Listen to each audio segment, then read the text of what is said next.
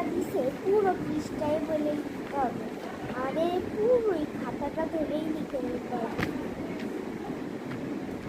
এটা black colour, নীল না।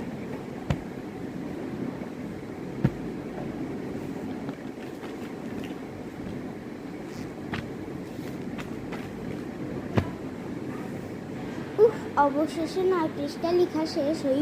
এই যে এই নিন ম্যাম, কই দেখি দে।